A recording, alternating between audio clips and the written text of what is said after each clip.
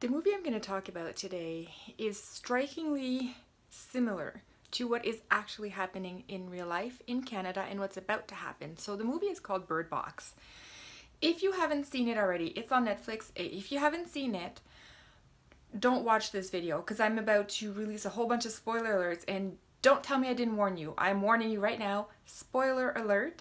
I will be revealing almost the entire plot of this movie in order to explain how this is similarly what's about to happen in Canada. So if you have trouble explaining to people that, the blinded people around you, there's the social justice warrior people around you, how we are we're having big problems in Canada, and how the global migration compact will affect us all you need to do is tell them to watch this movie. And the demise of some of the characters is exactly what's going to happen to us when this migration compact is in full execution mode. It's just been signed not too long ago, and now it's about to go into full execution mode. And anyways, this is what happened. The movie starts off with Sandra Bullock, and there's like this weird thing that happens, and everybody that sees this invasion, this being that we don't know what it is, everybody that looks at it will eventually commit suicide right away. So you see it, you go and commit suicide.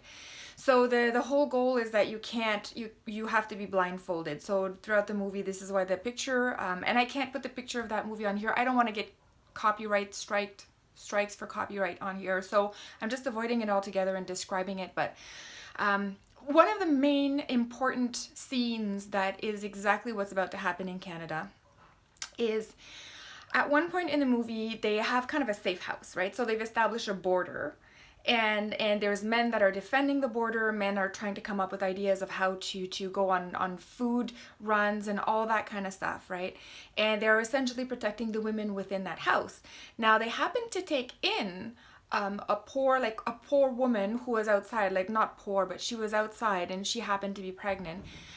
They eventually let her in, and this is early on in the crisis, and they help her out.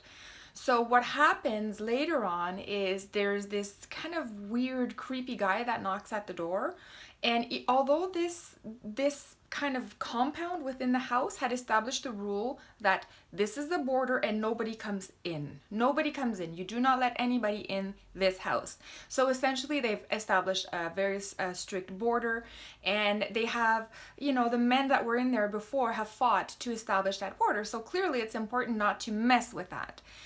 And this pregnant lady, the blonde girl that they let in at the start of the crisis, not Sandra Bullock's character, the other one, she's alone at one point, and there's a knock on the door, and she goes in, she essentially lets the guy in, and it turns out that guy goes on, he had the disease or whatever the heck it is that everybody has in that movie that commits suicide, and he causes a whole bunch of people in the house to die, including the blonde girl who let him in.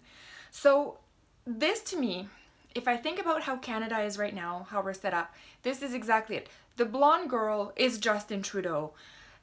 Opening up our borders to anybody who wants to come in. Don't vet them, and do it purely on an emotional basis, or at least feigning some kind of an emotional basis in order to pull on heartstrings, instead of looking at facts, and instead of guarding and defending the border. And it's actually worse in Justin Trudeau's case, because the Canadian people elected him to protect the border, and now he's just opened it up. And now this kind of like evil force came in the movie.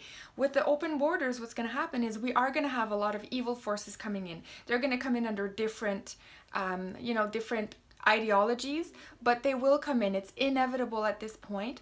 We're dealing with Islam, which I've made multiple videos about, who are clearly stating in the most plain language possible that they want to come to Canada to take over and to establish a caliphate. Want Canada to fall and to go and be governed under Sharia. There's also other evil forces like communism trying to make a huge comeback under the socialism or cultural Marxism. Those are all like new marketed, rebranded versions of communism, essentially, all going to start coming in at this point. And we have opened up our borders via the migration compact, and now we're going to be forced to allow anybody to come inside of our country. And Justin Trudeau, instead of protecting us, he's that stupid blonde girl in the movie who, instead of listening to rationality and to realize that a lot of people before her fought to establish the border, a lot of very valored men have gone out there and fought, and they've established a clear border for Canada. And Justin Trudeau's job, all he had to do was to come in and protect the border, but instead he betrayed us and committed high treason against the Canadian citizens by opening up the borders to everybody. So he's about to let everybody in, including the ideologies that we don't want here. They're all going to come in. They're going to come in. Evil will come in the same way that evil came into that house because they did not protect the border of that house. And that woman who let that guy in, she spat in the face of all of the people that had taken her in the first place. And she caused their death, including her own death in the end.